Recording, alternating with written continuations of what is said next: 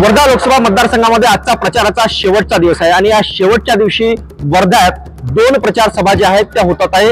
उपमुख्यमंत्री देवेंद्र फडणवीस यांनी माहितीच्या निमित्ताने वर्ध्यातील सर्कसगाव येथे सभा आयोजित केली आहे, तर दुसरीकडे पुलगाव या ठिकाणी सुद्धा सभेचं आयोजन करण्यात आलेलं आहे। सभेचा धडाका जो आहे तो अंतिम टप्प्यात आता कसा पद्धतीनं लोकांपर्यंत सभेतून मेसेज जातो हे पाहणं तेवढंच महत्त्वाचं आहे।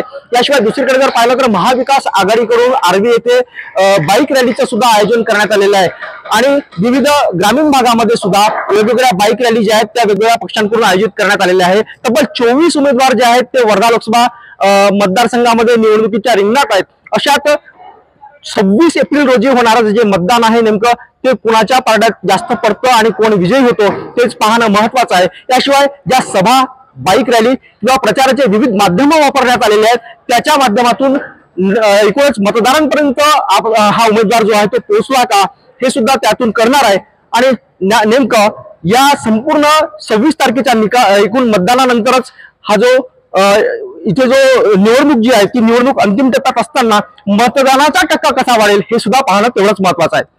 एकनाथ चौधरी, एबीपी माझा, वर्धा। एबीपी माझा, उघडा डोळे बघा नीट।